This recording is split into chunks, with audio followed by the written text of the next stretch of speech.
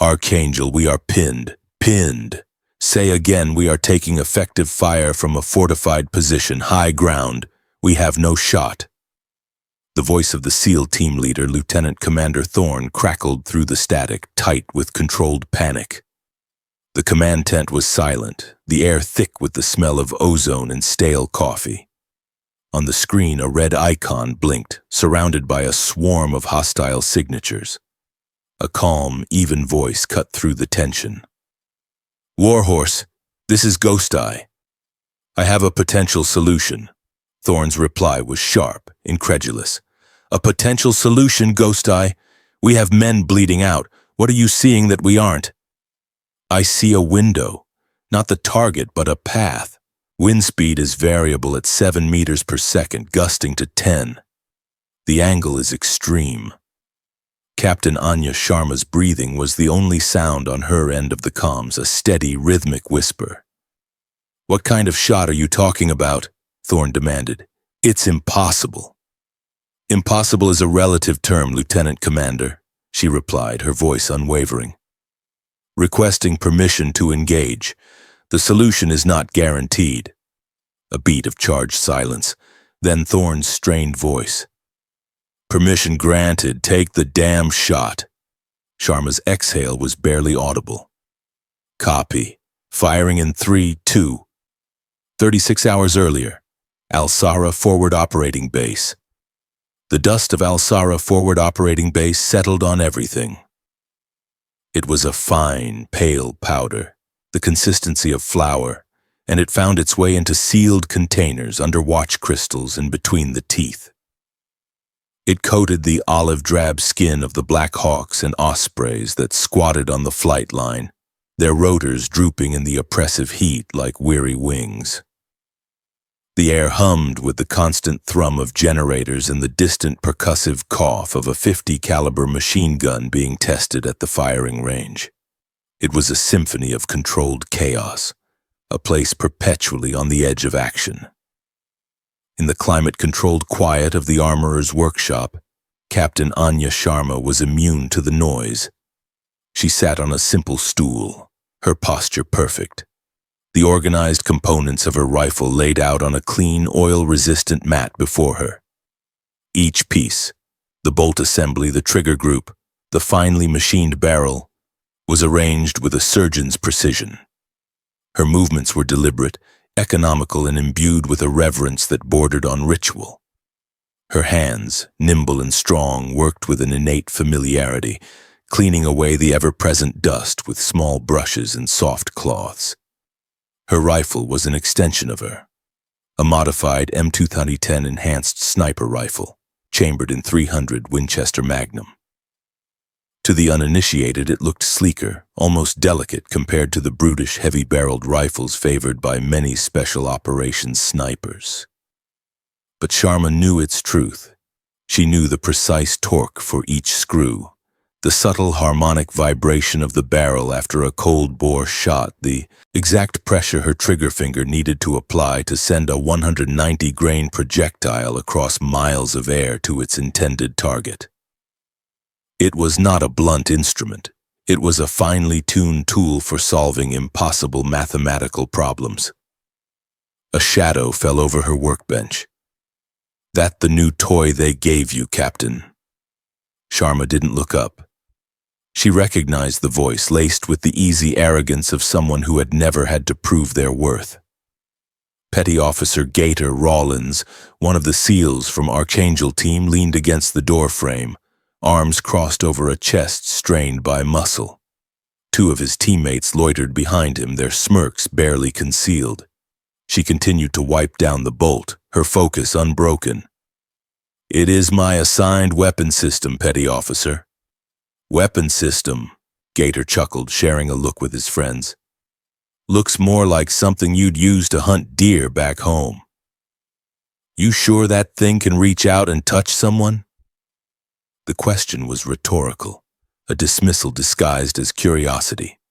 They were used to the raw power of the M107, a rifle that announced its presence with thunder. Sharma's rifle whispered. She paused her work, carefully placing the bolt onto the mat. She finally lifted her gaze, and her eyes, a calm, clear gray, met his. They held no anger, no defensiveness, only a quiet, unnerving stillness. "It has proven effective at the required distances," she stated simply. Her voice was even, without inflection, a stark contrast to his casual swagger. The directness of her gaze seemed to momentarily wrong-foot him. He had expected a reaction, perhaps frustration or a flustered defense. He received only placid professional fact. He pushed off the doorframe, his bravado returning. "Well, let's hope so. We're heading into the snake pit tomorrow. No room for maybes." He and his teammates moved on, their laughter echoing faintly down the corridor, leaving Sharma once again in the quiet solitude of her work. She picked up the bolt and resumed her cleaning, her expression unchanged. The mockery was familiar, a dull background noise she had learned to filter out long ago. It was the same in training, the same at every new posting. The questions, the doubts, the condescending smirks. They saw a woman. They saw a rifle that didn't look like theirs. They drew their own conclusions. She had learned not to waste breath arguing. The rifle in its own time would provide the only rebuttal that mattered. She clicked the final piece back into place, the sound a crisp, metallic affirmation in the quiet workshop. The symphony was complete. The briefing room, officially designated Tactical Operations Center B, was known colloquially as the Wolf's Den. It was a refrigerated container, insulated against the desert heat, filled with the sterile blue glow of monitors and the low hum of servers. The air inside was cold and smelled of faintly burnt electronics. When Captain Sharma entered, the dozen men of our Archangel team were already assembled, their large frames seeming to shrink the already cramped space. They moved with a predatory economy, a collective unit of muscle and quiet confidence. The easy camaraderie they shared ceased the moment she crossed the threshold. The air grew still. At the head of the room stood Lieutenant Commander Michael Thorne. He was a man carved from the same hard material as the mountains they were about to enter, with a weathered face and eyes the color of a stormy sea. He held a tablet in one hand, but his attention was fixed on her. His expression a mask of professional neutrality that failed to conceal the skepticism beneath. He gave a curt nod. "Captain." "Commander," Sharma replied, her voice steady as she took an unoccupied seat at the edge of the room. She felt their eyes on her, a palpable weight. They were sizing her up, judging the fit of her uniform, the way she carried herself. She ignored it, her focus shifting to the large central screen displaying a three-dimensional satellite map of a rugged, unforgiving landscape. "All right, listen up," Thorne began, his voice a low gravel that commanded attention. "Our objective is Opord 3 Alpha. A high-value target, codenamed the Serpent, is confirmed to be holding a meeting with his lieutenants in this sector." He tapped the screen, and a deep, winding canyon was highlighted in red. "We're calling it the Serpent's Valley. Intel suggests a 24-hour window. We go in quiet, set up observation, confirm identities, and await further instructions. We are weapons tight. Rules of engagement are strict. Positive identification is mandatory. I want visual confirmation from at least 2 sources before we even think about touching our triggers. We are ghosts on this one. No contact unless initiated." He walked the team through the ingress and egress routes, the communication protocols, the contingency plans. His briefing was ruthlessly efficient, every detail honed by years of experience. Sharma listened intently, absorbing the data, her mind already running calculations. She cross-referenced the topographical data with meteorological forecasts, plotting potential wind channels, temperature gradients, and air density shifts within the valley. When Thorne finished the primary briefing, he turned his gaze back to Sharma. "Ghost Eye, you will be our overwatch. Your position will be here," He indicated a high ridge overlooking the valley entrance, nearly 2.5 kilometers from the primary target area. You are our eyes and our emergency brake. Any questions? Before Sharma could speak, Gator Rawlins leaned forward, unable to help himself. Yeah, I got one, sir. That's a hell of a long shot from up there. Is the captain's equipment, he said the word with deliberate irony, up for that kind of work? The room was silent. Every SEAL turned to watch the exchange. It was a direct challenge, not to her, but to Thorne's operational planning. Thorne's eyes narrowed slightly, but he did not reprimand his man. He simply looked at Sharma, waiting for her answer, leaving her to fight her own battle. Sharma did not address Gator. She directed her response to the commander, her tone purely professional. My rifle is zeroed for this atmospheric pressure and is effective beyond 3,000 meters, well within the engagement envelope. However, I do have a question, Commander. Go ahead, Thorne said, his voice clipped. The topographical data shows the valley walls are primarily shale and granite. Given the projected wind direction from 020 at 10 to 15 knots, have you accounted for the Venturi effect at the narrower choke points? The accelerated airflow could significantly impact acoustic signatures and create unpredictable crosswinds at the valley floor, potentially compromising your stealth approach. A flicker of something, surprise, perhaps grudging respect, passed through Thorne's eyes. The question was not about her capabilities, but about theirs. It was a high-level query that demonstrated a sophisticated understanding of environmental factors beyond simple ballistics. The smirks on the faces of the other SEALs vanished. They had expected her to defend her rifle. Instead, she had pointed out a potential flaw in their plan. Thorne stared at the map for a long moment. We have, he said, though his tone suggested he was now double-checking it in his mind. We'll adjust our approach vector. Good catch. He cleared his throat. Anything else? No one spoke. Dismissed, Thorne commanded. Wheels up at 0400.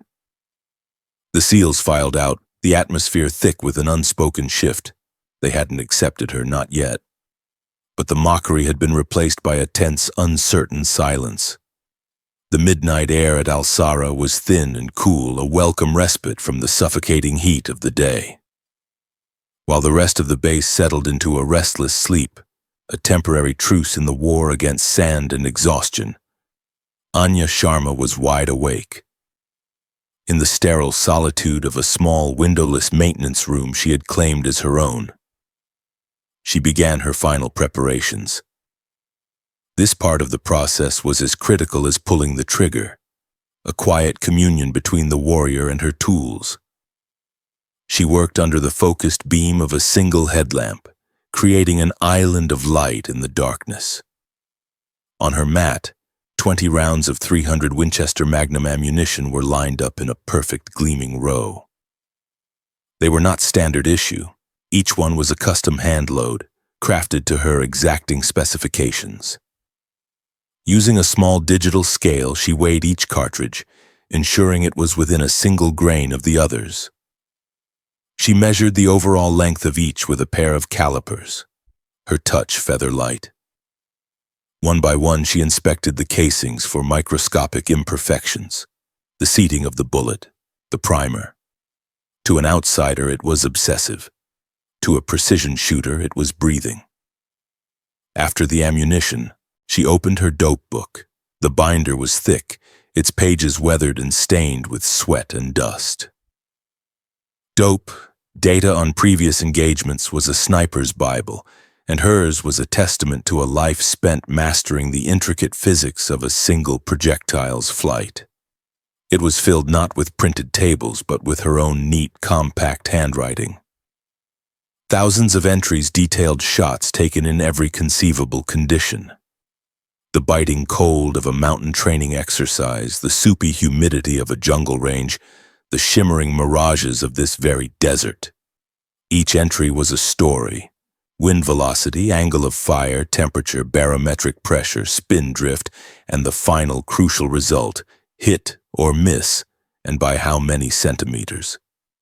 She turned to a section tabbed Arid and High Altitude. Her fingers traced over columns of data, her mind absorbing the numbers, refreshing her instincts. This book held more of her history than any journal. It was a logbook of her successes and, more importantly, her failures. Every miscalculation was a lesson etched in ink, a ghost she had learned from. In this room, surrounded by men who saw her as an unknown quantity, this book was the silent proof of her expertise. Her preparation was nearly complete. From a small, protected pocket in her rifle case, she removed a folded, worn piece of paper. It was a letter, the creases softened by countless readings. It was from her first instructor, a grizzled old master sergeant who had seen the spark of a natural shooter in the quiet, determined female cadet everyone else had overlooked. She didn't need to read the whole letter. She knew it by heart. Her eyes went straight to the last paragraph. Anya, they will always make noise. Their doubts, their praise, their fears, it is all just noise. It is the static that distracts from the signal. Your rifle is not a weapon of noise. It is an instrument. Your calculations, your breathing, your patience. That is the music. Do not let their noise distract you from your symphony. She folded the paper carefully and placed it back in its pocket. The words settled over her, a familiar shield against the lingering tension from the briefing room. Thorn, Gator, all of them, they were just noise. The valley, the wind, the distance, the target. That was the symphony. Her job was to conduct it. She closed her eyes for a moment, finding her center in the quiet dark. She visualized the shot, the flight of the bullet, the gentle curve of its long arc through the air. She visualized success. When she opened her eyes, she was ready. She began to reassemble her kit with the same methodical grace she had used to inspect her ammunition. Everything had its place. Everything was secured for the flight. As she fastened the last buckle on her pack, a new sound cut through the desert night. It started as a faint rhythmic pulse, then grew steadily louder. The percussive, heart-thumping chop of an MH-60 Black Hawk helicopter, its landing, lights cutting a path through the darkness. It was time. The flight was short and violent. The MH-60 Black Hawk flew nap of the earth, hugging the dark, jagged contours of the landscape to avoid detection. Inside, Anya Sharma was a silent, unmoving figure amidst the deafening roar of the turbines and the chaotic rush of wind through the open doors.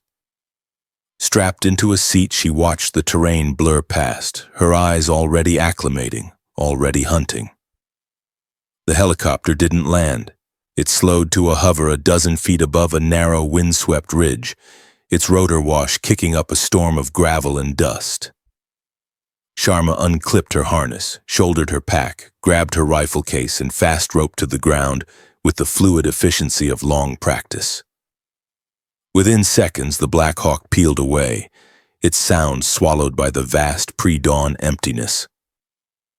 Silence descended, absolute and profound. The cold was a physical presence, seeping through the layers of her clothing. The wind was a constant mournful cry as it scoured the barren rock.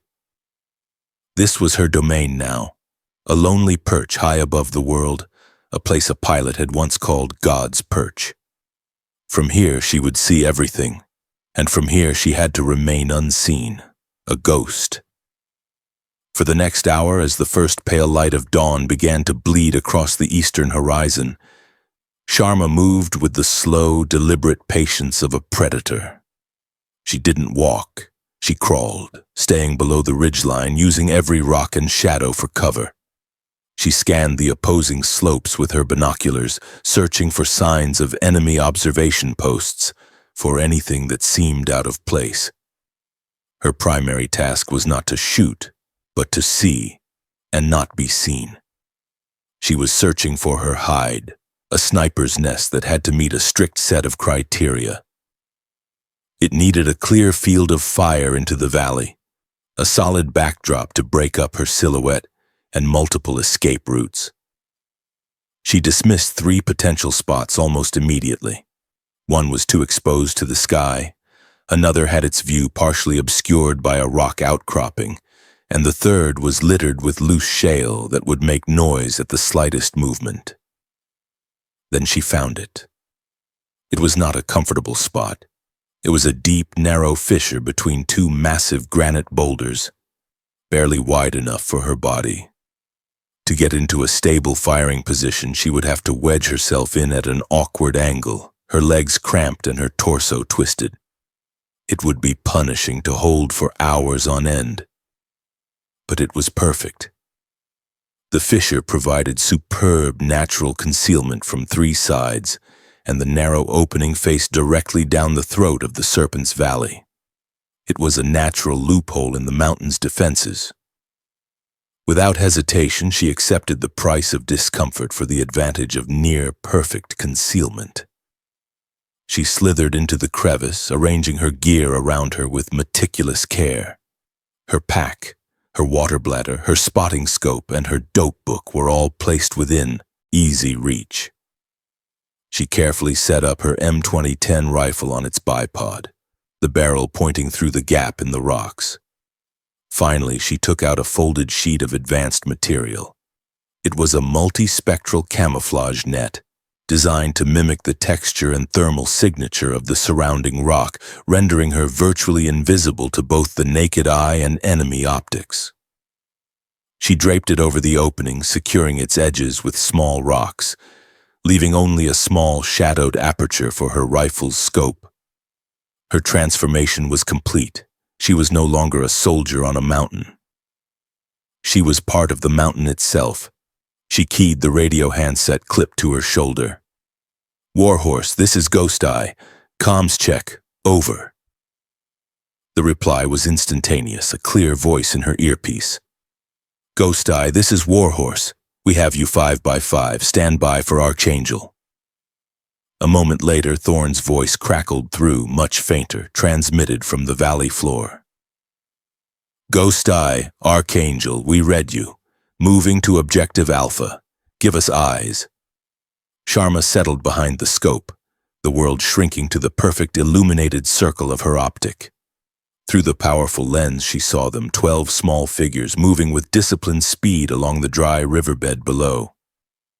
They were exposed, vulnerable. Her responsibility settled over her, a weight heavier than any pack. She depressed the transmit button. "Archangel, this is Ghost Eye. I have you in sight. The valley is clear. You are clear to proceed. Ghost Eye is set. Eyes on." The sun began its slow, inexorable climb, bleaching the pale dawn sky to a harsh, brilliant blue. Down in the Serpent's Valley, shadows retreated into the crevices of the rock, leaving the landscape stark and exposed. Through her scope, Anya Sharma watched the 12 men of Archangel move like wraiths along the valley floor. They flowed from cover to cover with a liquid grace that belied the weight of their gear, their spacing perfect, their vigilance absolute. For 2 hours, the only sounds in her ear were the whisper of the wind across her microphone and the clipped professional radio checks from Thorne. Everything was going according to plan, and that was precisely what worried her.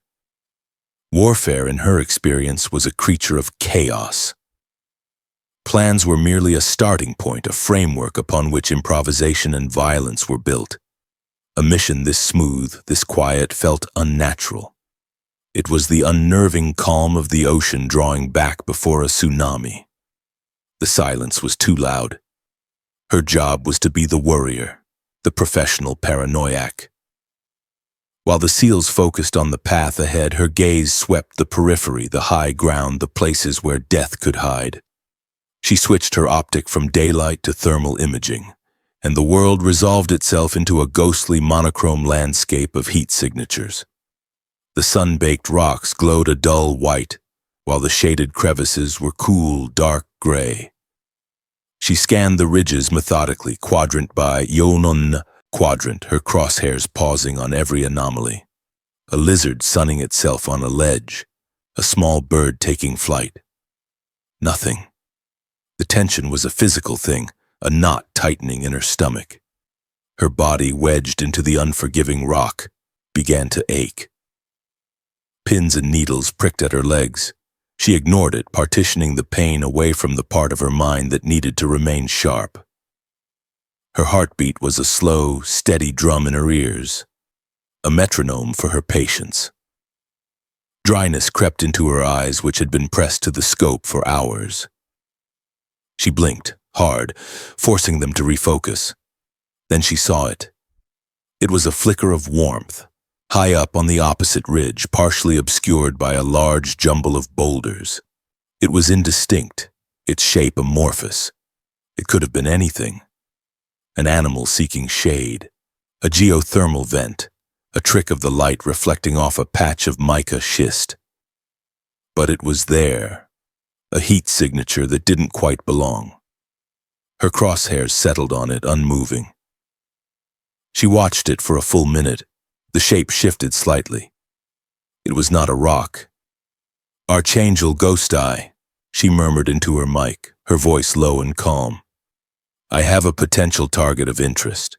Grid 314 Mark 270 high on the eastern ridge, single thermal signature partially concealed." There was a pause. Thorne's voice came back, strained with the effort of moving stealthily. "Give me a description, Ghost Eye." "Indistinct," she replied. "Could be fauna, but the position offers a clear line of sight into your position in approximately 500 meters. It is a textbook Overwatch position." Another longer pause. She could picture him crouched behind a rock, weighing the risk.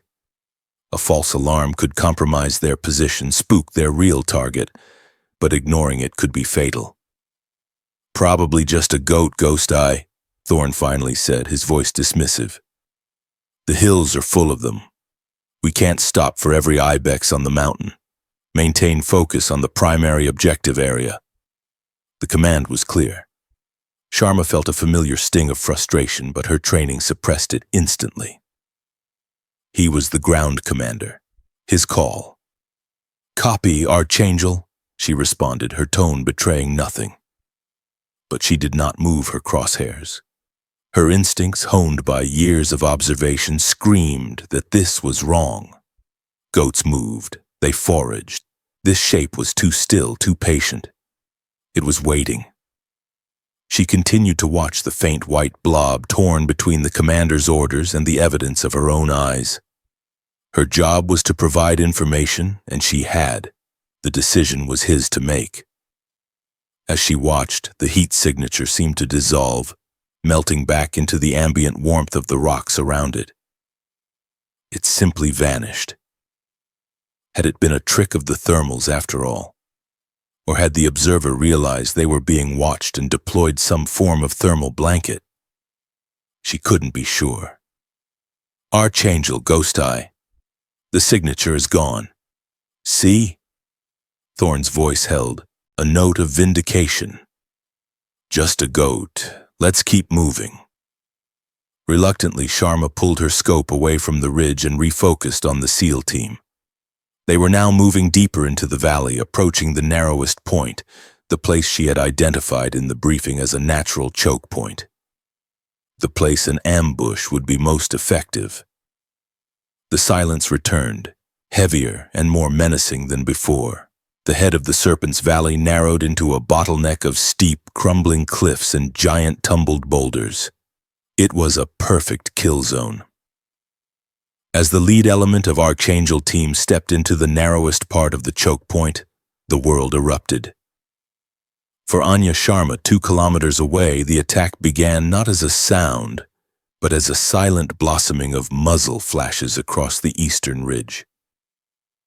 It was exactly where she had seen the heat signature, dozens of them sparkling like malevolent fireflies in the deep shadows of the rocks.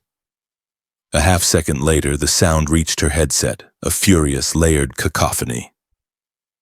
It was the sharp, distinctive crackle of AK-47s, the faster hammering rhythm of an RPK light machine gun, and underpinning it all, a deep, terrifyingly powerful thumping. A DSHK, a 50 caliber heavy machine gun chewing up the rock and earth around the SEALs' positions. Through her scope, the scene was one of disciplined chaos. The SEALs reacted instantly, their training taking over. They scattered, diving for the scant cover offered by the rocks on the valley floor. Puffs of dust and stone chips exploded around them as the heavy machine gun found its range. Green tracer rounds, the signature of the enemy's weapons, drew fiery lines through the air, converging on the trapped men. "Contact! Contact east!" Thorne's voice roared over the radio, no longer calm and controlled but sharp and desperate. "We're taking heavy fire from the ridge. Pinned down!" The radio channel exploded into a barrage of frantic but professional calls. Men were shouting out target locations, calling for suppressive fire, reporting their status. It was the sound of a firefight, a frantic symphony of survival. Sharma's job was to find the conductor. Her hands moved with an unthinking sureness, her body locked into its uncomfortable but stable position. She ignored the scattered riflemen. They were a problem, but they were not the primary threat. It was the DSHK that was keeping the SEALs pinned, preventing them from maneuvering or retreating. It was the DSHK that would kill them all. Her adrenaline surged, a jolt of ice and fire in her veins, but her mind remained a sanctuary of cold logic. The noise, the panic, the lives on the line, she filtered it all out. It was the symphony her mentor had spoken of, and it was her time to conduct. She traversed the scope back to the area of the vanished heat signature. It took her 10 seconds to find the nest. It was cleverly concealed in a natural cave-like opening, fortified with sandbags. She could see the long, heavy barrel of the DSHK protruding, spitting fire and spent casings. She could see the silhouettes of the 3-man crew serving the weapon. They were the heart of the ambush. "Archangel Ghost Eye, I have eyes on the heavy machine gun," she reported, her voice a calm counterpoint to the chaos on the net. "Grid 314, Mark 270, fortified position, 3 crew." Thorne's reply was breathless, punctuated by the sound of nearby impacts. "Can you take it out, Ghost Eye? Can you take the shot?" Sharma's crosshairs were already settled on the gunner. The range was calculated, the wind was steady. She had the shot, but she couldn't take it. A massive granite spire, a jagged tooth of rock, stood between her position and the DSHK nest. From her angle, the spire obscured the target by a few crucial inches. She could see them, but she could not hit them. To get a clear line of sight, she would need to be 30 meters to her right, an impossible move to make without completely compromising her hide. She felt a cold spike of dread, the first crack in her professional armor. She was their only hope, and her angle was fouled. "Negative, Archangel," she said, her own words tasting like ash. "My line of sight is obstructed. I do not have a clean shot on the primary threat." A stream of curses came over the radio from Thorne, then a chilling sound, a man's sharp cry of pain. "Man down! We have a man down!" The trap had been sprung, and their guardian angel was grounded. Time became fluid, distorted by the rhythm of the DSHK's fire. For the men on the ground, it was an eternity of terror between each concussive blast. For Anya Sharma, it was a rapidly shrinking window of opportunity. With her primary target masked, her mission parameters had changed. If she could not remove the enemy's biggest gun, she would have to remove their brain. Her focus shifted from the machine gun nest. Her breathing was controlled, a slow, deliberate cadence that pushed back the tide of urgency. Panic was a luxury she could not afford. She began to scan the area around the nest, her movements with the scope small and precise, searching for the telltale signs of a command element. An officer directing fire, a radio operator, Someone who was thinking, not just shooting. Warhorse, Archangel. Thorn's voice, ragged and strained, cut through the static. We have 2 men wounded, 1 critical. We cannot move. I am requesting an immediate airstrike on the eastern ridge. Danger close is authorized. I repeat, we are Winchester on options. The reply from the command center was swift and clinical, devoid of emotion. Negative, Archangel. Air assets are unavailable for 10 minutes. And be advised, your proximity to the target location makes any ordnance delivery a no-go. The mission is danger close, but this is suicide close. We cannot risk blue on blue. Find another way. The silence that followed was heavier than any. Explosion. Find another way. It was a death sentence delivered with professional calm. The SEALs were on their own, which meant they were on Sharma's own. Her search became more frantic. She pushed the magnification on her scope to its limit, the image shimmering slightly in the heat haze. She swept past the muzzle flashes, past the scurrying figures of enemy riflemen, and settled on a low bunker-like structure 20 meters to the left of the DSHK. It was partially built into the rock face, its front reinforced with what looked like a solid concrete wall. It was from this position that she saw a man occasionally step out, shout orders, and then quickly retreat behind cover. He never held a rifle. He held a radio. He was the one conducting this deadly symphony. He was the serpent. He was also untouchable. The concrete wall was meters thick, impervious to her 300 Winchester Magnum rounds. There were no windows. The entrance was angled away from her line of sight. It was a fortress. Her gaze traced the length of the wall, a desperate microscopic search. Concrete, rebar, more concrete, and then something else. It was a flaw, a tiny rectangular shadow on the gray surface. At first, she thought it was a chip or a stain. But as she adjusted her parallax, the shape resolved itself. It was a vent. A narrow horizontal ventilation slit, no wider than a brick and perhaps a third as high, designed to let air into the bunker. An idea, wild and utterly insane, ignited in her mind. It was a shot that defied training, doctrine, and the laws of probability. A thread the needle shot. She would not be shooting at the commander. She would be shooting at the tiny sliver of empty space in front of him. Her mind, a well-oiled calculator, began to spin. The distance, 2,214 meters. The target aperture, perhaps 10 centimeters high. She would have to account for the bullet's drop over that distance, a fall of many meters.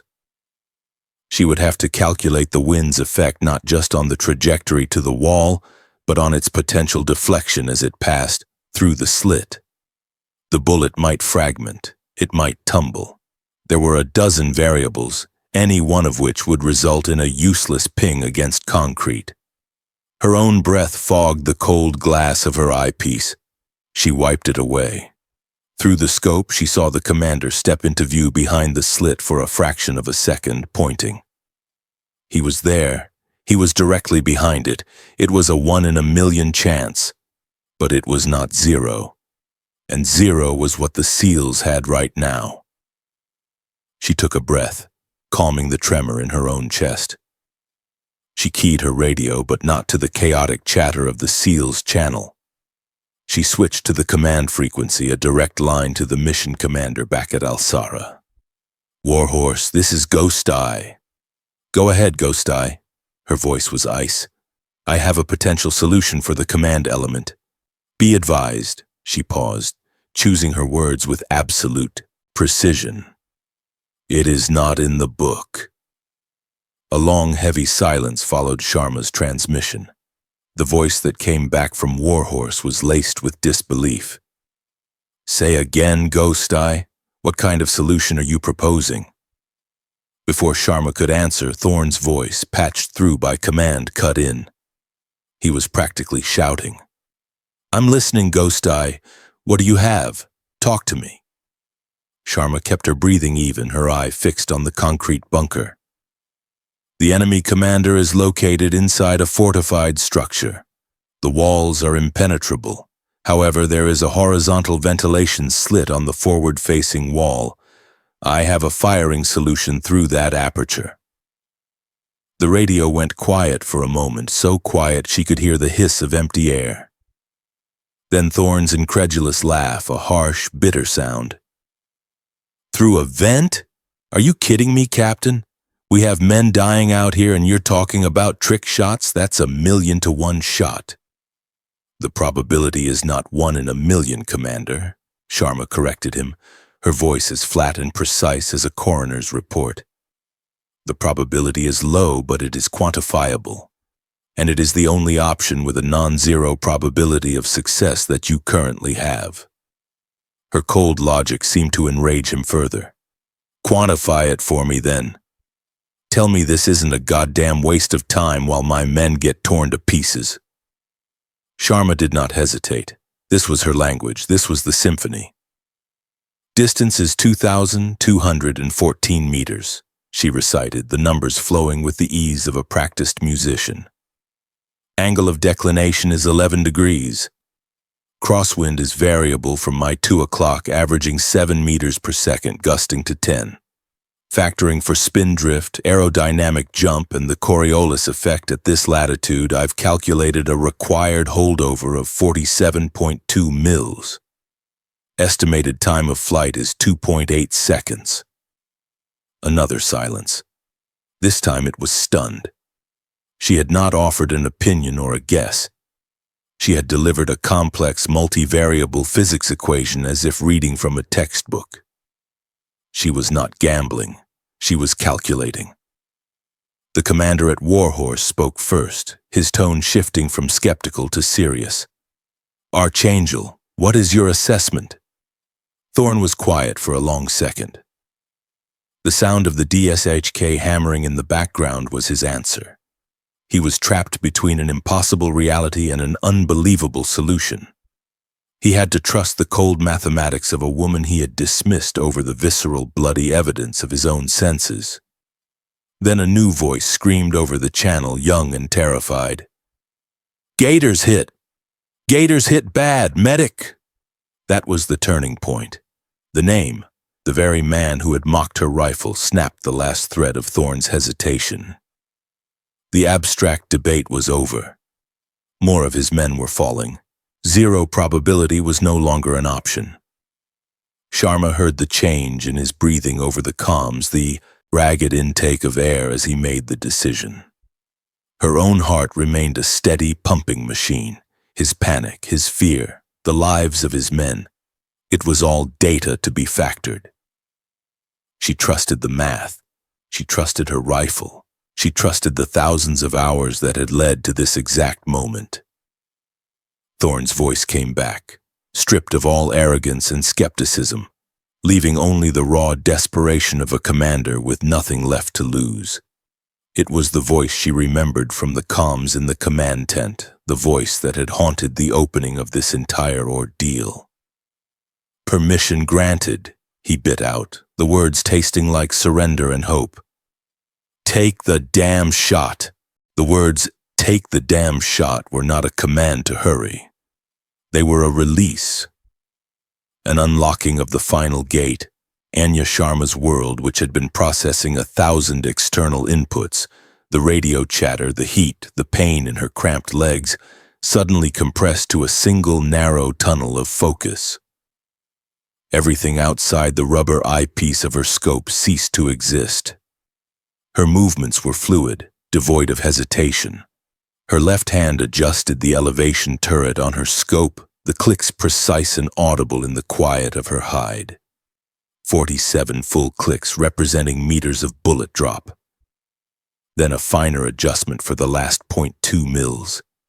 It was a massive correction. She was aiming her barrel at a patch of empty sky high above the bunker, trusting the unyielding laws of physics to pull her projectile down into its microscopic target. She settled her cheek against the rifle's stock. The cold polymer was a familiar, comforting anchor. She shifted her body a fraction of a millimeter, letting the rifle settle naturally onto its bipod, removing any tension from her muscles that might disturb the shot. The chatter on the radio became a distant, meaningless buzz. The rhythmic thunder of the DSHK faded. There was only the image in her scope, the gray, unforgiving concrete wall and the small, black rectangle of the vent. Her breathing began to change. Inhale, slow and deep. Exhale, just as slow, just as deep. She watched her own heartbeat, a subtle, rhythmic pulse in the scope's sight picture. She slowed it down, command by deliberate command, until the rise and fall was barely perceptible. She was entering the state her mentor had called the stillness, a place where time itself seemed to bend. She placed the pad of her index finger on the trigger. The cold, curved steel was an old friend. She did not pull it. She began to apply pressure, slow and steady, building it by infinitesimal increments. The rifle was a part of her now, an extension of her will, its heartbeat synced with hers. The crosshairs were perfectly steady, centered on the vent. Her mind was clear, a calm sea after a storm. The calculations were done. The decision was made. All that was left was the execution. The symphony. Just as she reached the bottom of her exhale, in the natural respiratory pause where the body is perfectly still, a change. She didn't see it so much as feel it, a subtle shift in the wind's song as it passed her hide, a slight waver in the heat mirage rising from the rocks. A gust. Her calculations were for a 7-meter-per-second wind. This was closer to 10. In a split second, instinct and 1,000 hours of practice took over. Her mind didn't have time to recalculate. Her hands just knew.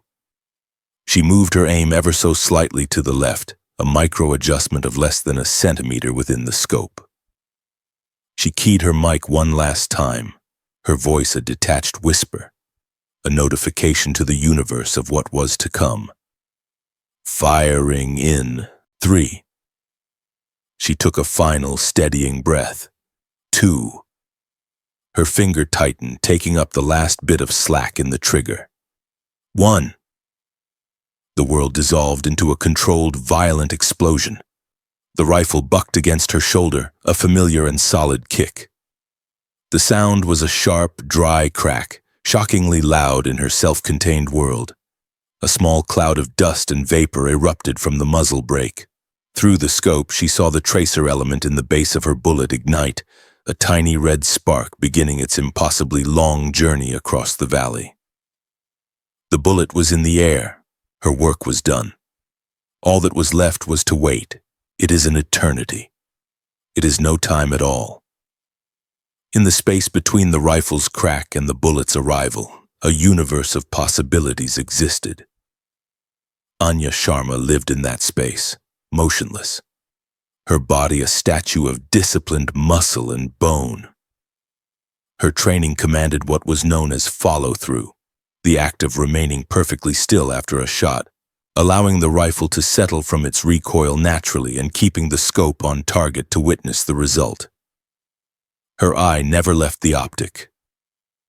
The tiny red spark of her tracer arced across the vast expanse of the valley, a fragile, fading ember on a journey of impossible length. It seemed to move in slow motion, fighting against gravity, against the wind, a lonely traveler on a mission of profound importance. On the radio there was absolute silence. Every man in the valley and the command tent was holding his breath, their collective fate bound to the flight of that single small piece of copper and lead. Sharma could feel their silent, desperate will traveling with the bullet. For 2.7 seconds, nothing happened. The concrete wall remained impassive, a gray, tomb-like slab. The DSHK continued its rhythmic, murderous hammering. A cold sliver of doubt, the sniper's most persistent enemy, tried to wedge its way into her mind. Did I misjudge the wind gust? Was the calculation off by a fraction of a degree? Then at the 2.8 second mark, a tiny, almost insignificant event occurred. A small, violent puff of gray dust, like a single clap of a dusty eraser, erupted from the black rectangle of the ventilation slit. It was not an explosion. It was not a dramatic Hollywood fireball. It was a quiet, percussive exhalation of pulverized concrete. For a full second, that was all. The DSRK completed another burst. The seals remained pinned. The universe seemed not to have noticed the event. And then, chaos. A frantic, muffled shouting began from inside the bunker. The words unintelligible, but the tone one of sheer panic. The rhythmic firing of the heavy machine gun sputtered and stopped mid-burst, as if its operator had simply forgotten what he was doing. Men began to run out of the bunker's angled entrance, not with purpose, but in disorganized terror. The cohesive, disciplined ambush had shattered into a dozen panicked, leaderless individuals. Sharma let out a breath she didn't realize she had been holding for nearly 3 seconds. It was a slow, controlled release of immense pressure. The relief was not euphoric. It was a quiet, profound satisfaction, the feeling of a complex equation finally being solved. But it was fleeting. Her focus immediately sharpened again. The symphony was not over. "Ghost Eye, what's your status?" Thorne's voice, tight with unbearable tension, broke the radio silence. "Was that a hit? Give me a BDA, give me something." "Stand by," Sharma said, her voice betraying none of the release she felt. She scanned the now chaotic enemy position. The riflemen on the ridge, seeing their command element in disarray, were beginning to fire erratically, their suppressive fire losing all cohesion. Some were already starting to fall back. She centered her scope back on the DSHK. The gunner was no longer behind the weapon. He was arguing with another man, pointing back toward the command bunker. They were broken. "The enemy command element has been neutralized," Sharma reported, her voice as calm as if she were reading a weather report. "Their command structure is compromised. I am observing significant disorganization in all enemy positions." A beat of stunned silence. Then a raw, triumphant roar from Thorne. It was a primal sound of victory snatched from the jaws of certain death. "He's down! The serpent is down! All units on me! Push forward, push!" The radio erupted with the battle cries of the SEALs.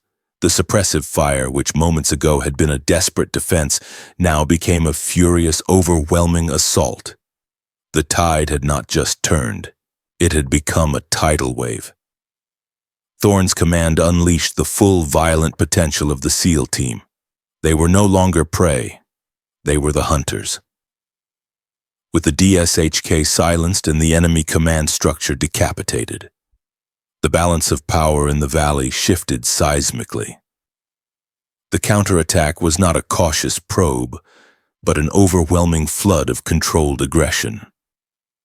Sharma watched through her scope as they advanced, moving in pairs, laying down brutally accurate fields of fire. Her role, however, had not ended. It had merely changed. The single impossible problem had been replaced by a dozen smaller, simpler ones that were no less deadly. Her mind switched from that of a ballistic mathematician to a battlefield surgeon, triaging threats with cold efficiency. Her eyes swept the ridge, identifying the most dangerous pockets of remaining resistance. Her crosshairs settled on a figure scrambling to get the heavy machine gun back into action. Before the man could chamber a new belt of ammunition, Sharma's rifle cracked again. The shot was easier, a standard engagement, but her process was the same. Breath, squeeze, follow through. The threat was neutralized. The SEALs were advancing on the bunker now. An enemy fighter seeking to turn the tide appeared from behind a rock, outcropping, an RPG launcher on his shoulder. He was aiming at the lead element of the SEAL assault. Sharma didn't have time to calculate. She used instinct, a deep, ingrained understanding of her weapon and the wind. She fired. The RPG spun harmlessly into the sky as its operator fell. Each shot was a punctuation mark in the ongoing battle, a quiet, definitive statement from 2 kilometers away. With every neutralized threat, another path opened, another SEAL was kept safe. She was a ghost on the mountain, an unseen hand tipping the scales of fate. She worked methodically, cycling the bolt on her rifle with a smooth, practiced motion, her eyes already searching for the next target before the brass from the last shot had stopped rolling. Then a new sound joined the fray, growing from a distant hum to a powerful thumping roar. The medevac helicopter. It swept in low and fast over the ridgeline, a beacon of hope and an enormous vulnerable target. It began its descent into the dusty bowl of the valley, preparing to land near the casualties. This was the most dangerous moment.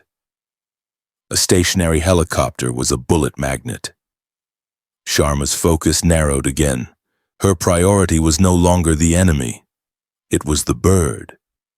She scanned the ridges overlooking the landing zone, her gaze sweeping every shadow, every rock, every potential hiding place for a final desperate act of defiance from the enemy. She ignored the primary battle and devoted her entire attention to protecting the extraction. Her rifle was no longer an offensive weapon. It was a shield. The Black Hawk touched down in a whirlwind of dust and rotor wash.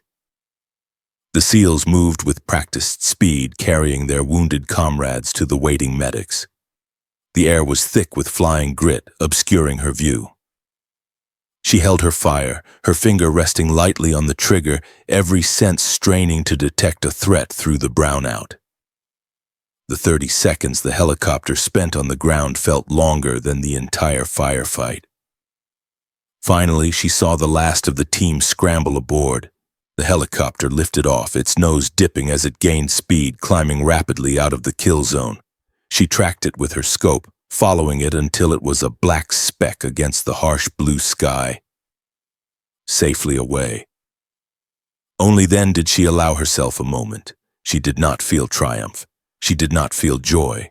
She felt a profound and quiet sense of completion. The final note of the symphony had been played. The work was done. Thorne's voice came over the radio, the sound of the helicopter rotors thumping in the background. The desperation was gone, replaced by a deep, resonant tone of exhaustion and gratitude. Ghost Eye, Archangel, Arch remodel is secure, all personnel accounted for. We are RTB, thank you. The last two words were quiet, almost a whisper meant for her alone. Copy, Archangel, Sharma replied, her voice steady. Solid work. Ghost Eye out. The valley below was silent once more, as if the storm of violence had never happened. The setting sun painted the harsh landscape in strokes of orange and deep purple, lending a deceptive beauty to the place of death. High on her perch, Anya Sharma began the slow, methodical process of erasing herself from the mountain. The ghost was preparing to vanish. Her movements were precise, betraying no sign of the hours of cramped stillness or the immense pressure she had endured.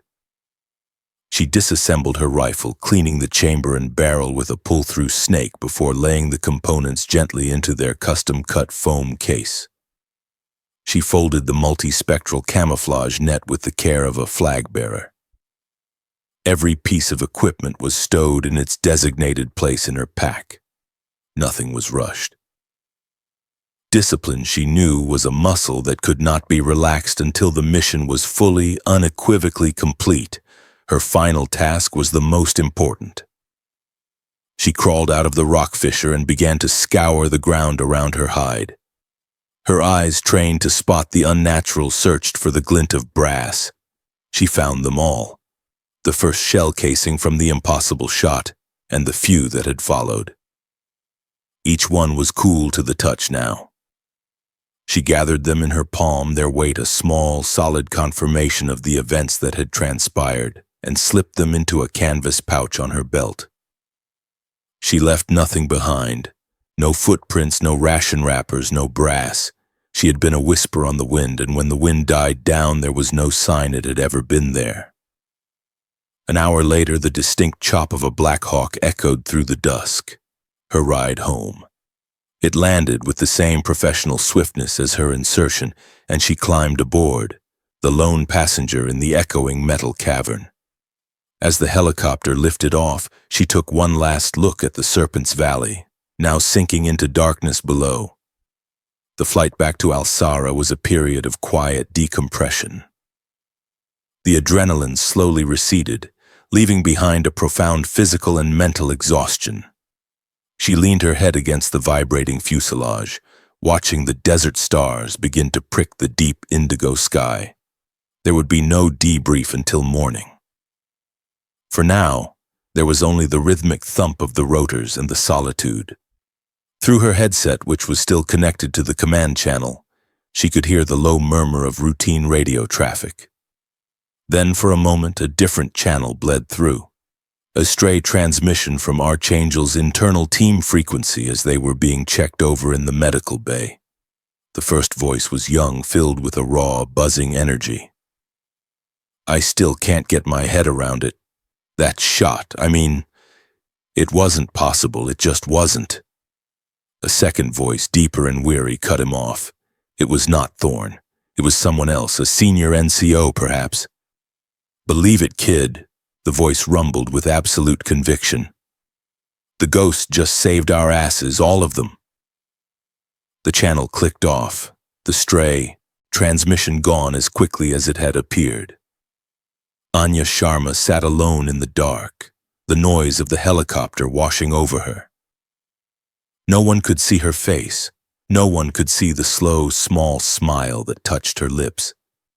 It was not a smile of triumph or pride. It was one of quiet, profound satisfaction. That unguarded, private acknowledgement never intended for her ears was worth more than any medal, any official citation, any public praise.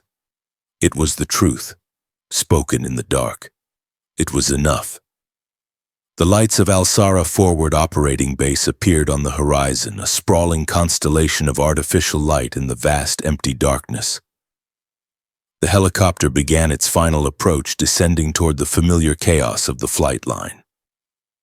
The ramp at the rear of the aircraft lowered, and the hot, dusty air of the base rushed in to greet her, breaking the sterile silence of her return. Her mission was over. The next morning found Anya Sharma in the same place the story had begun. The quiet, climate-controlled armory, the scent of solvent and gun oil hanging in the air.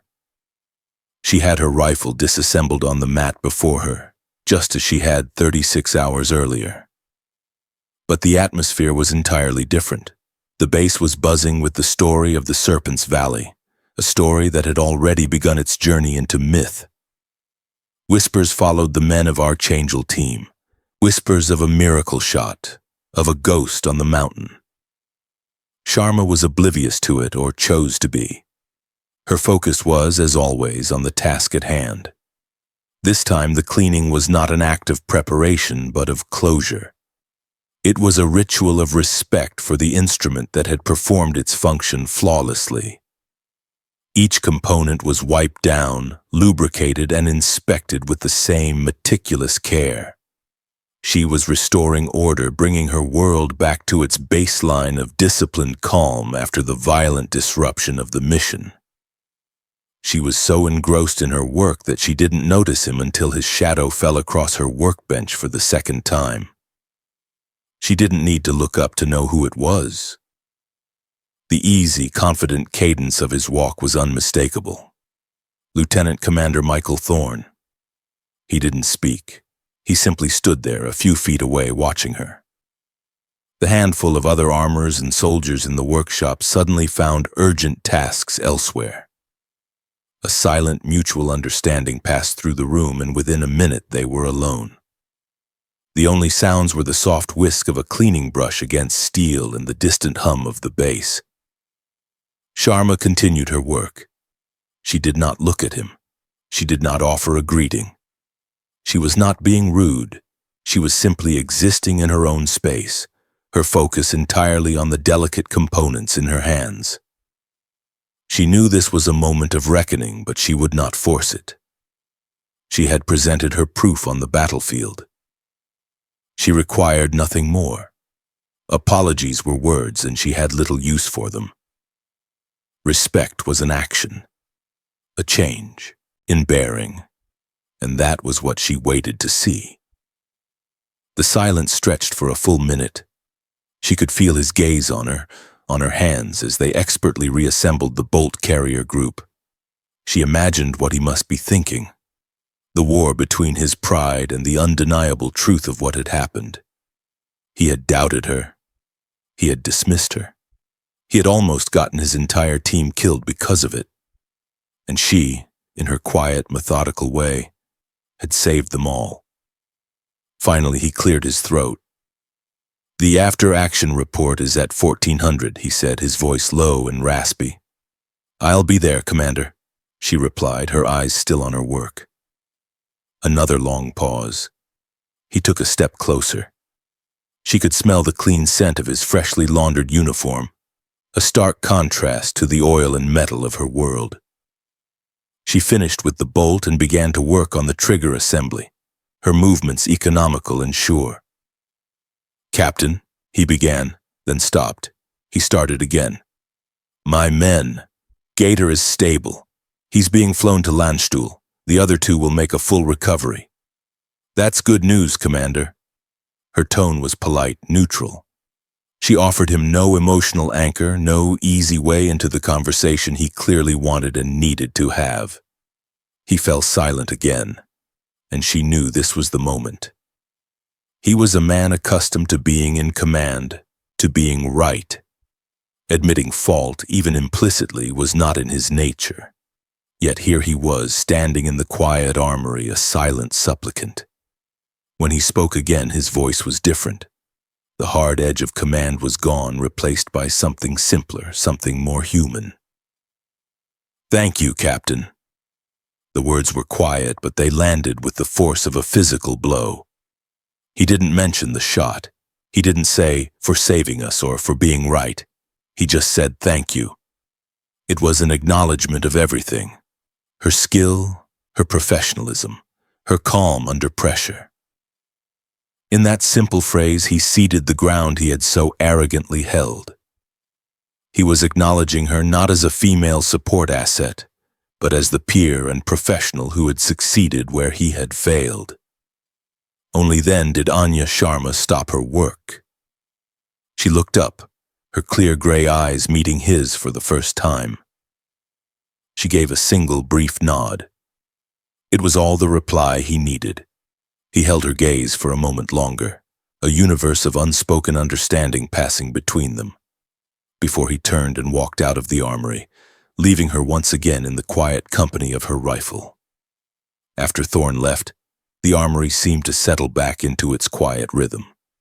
The charged energy his presence had created dissipated, leaving Anya Sharma in the peaceful solitude she preferred. She returned her attention to the last few components of her rifle, her movements unhurried. The climax was over, the confrontation had passed, and now, in the quiet aftermath, came the most important part. The final restoration of order. She worked the trigger assembly back into its housing, the parts seating together with a barely audible click. It was a movement she had performed thousands of times, yet she gave it her full attention. To her, this was not a weapon of war in the same way a tank or a fighter jet was. It was not designed for overwhelming destruction. It was an instrument of singular purpose, designed to deliver a single definitive statement across an impossible distance. It was an extension of her will, and it deserved her respect. With the rifle fully reassembled, she did something she rarely did after a cleaning. She lifted it, settled the stock into her shoulder, and brought the scope to her eye. The armory dissolved into a blur, and the world became the clear, sharp circle of the optic once more. She aimed at nothing, just a distant spot on the far wall. She looked through the lens that had found the unfindable, that had focused the fate of 12 men into a single point of light. She remembered the sight picture, the gray concrete, the impossibly small black rectangle of the vent.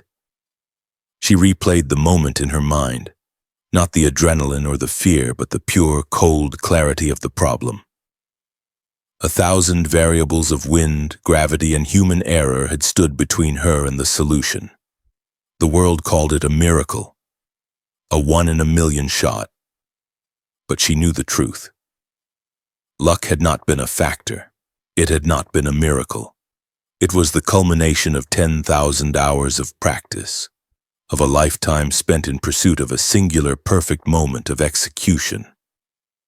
It was the product of every failed shot on the training range, every meticulous entry in her dope book, every cold morning spent mastering her own breathing. It was mathematics made manifest. A quiet satisfaction, deep and resonant, settled in her soul. This was her reward. It was not the silent awe in the eyes of the SEALs or the gratitude in Thorne's voice, though those were noted. The true reward was this private knowledge, this internal certainty that when the ultimate test had come, her skill had been equal to the task. She did not need songs sung in her honor or stories told in the mess hall. The quiet hum of a perfectly balanced rifle and the memory of a projectile flying true to its mark were all the accolades she would ever require.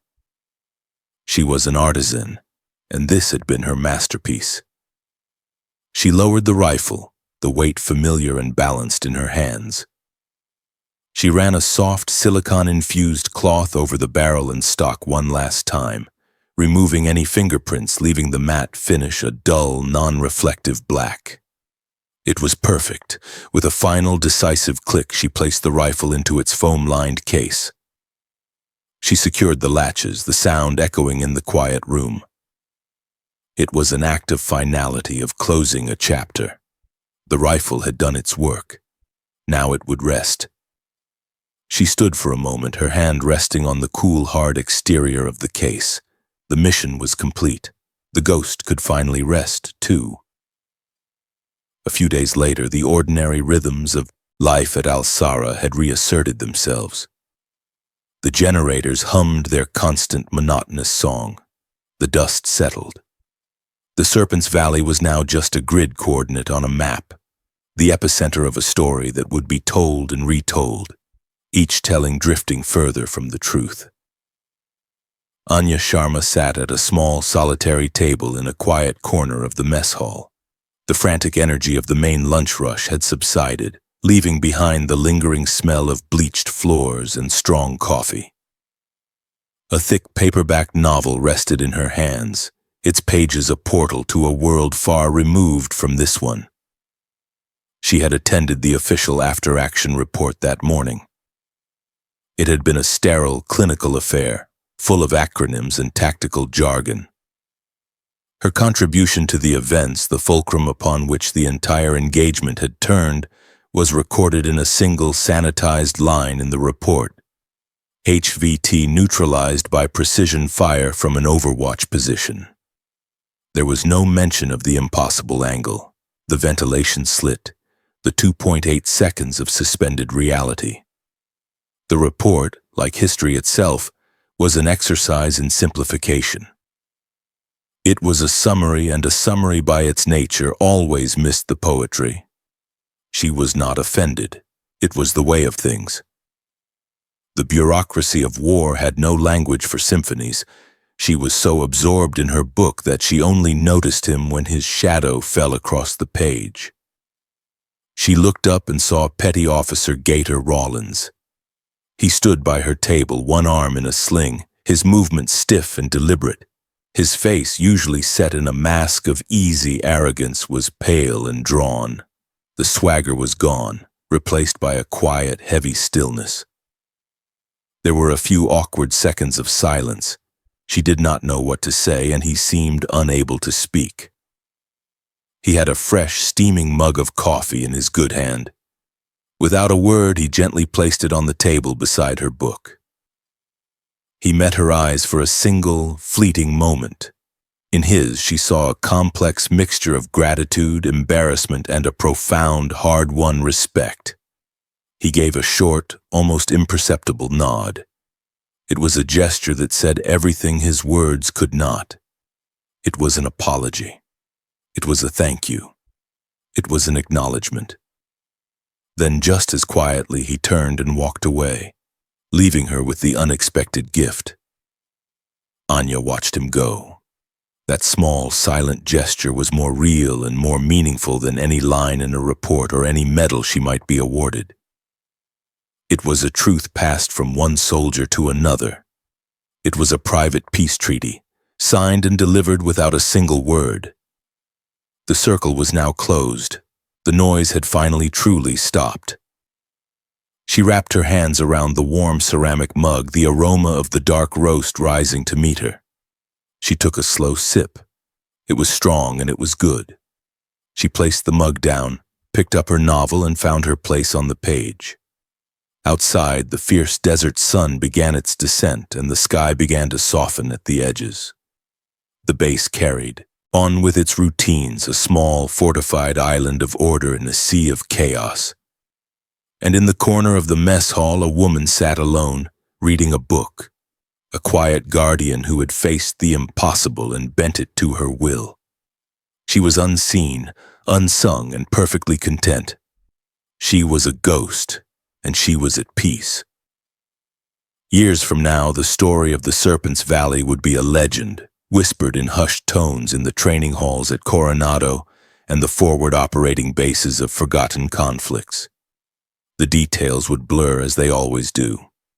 They would talk of a trapped SEAL team, of a single miracle shot from a guardian angel they never saw, a ghost who turned the tide. The legend would become a teaching tool, a testament to the impossible. But the name Anya Sharma would never be attached to it. Her official report would remain a single sterile line in a classified file, buried in the vast digital archives of the military. And she would not have it any other way. On a quiet evening, thousands of miles from any desert, a woman sits on the porch of a small, secluded house nestled in the mountains. The air is cool and smells of pine and damp earth. In her hands, she holds not a rifle, but a heavy ceramic mug filled with steaming tea. Her gaze is distant, fixed on the constellations glittering in the ink-black sky, the same stars that once watched over her in a valley of death. She does not think of the battle often, but sometimes when the wind whispers through the trees just right, she remembers. She remembers the weight of the rifle, the cold kiss of the scope against her eye, and the profound, silent symphony of a single piece of metal flying true. She is no longer a soldier. She is a mathematician, a teacher, a lover of quiet things, but somewhere in the deepest part of her the ghost remains. Not as a specter of war, but as a quiet reminder that in a world of noise and chaos, the most powerful statements are often made in silence, and the greatest heroes are the ones whose names are never known. She takes a slow sip of her tea as a single shooting star streaks across the heavens, a fleeting, brilliant spark on a journey of its own, and then it is gone.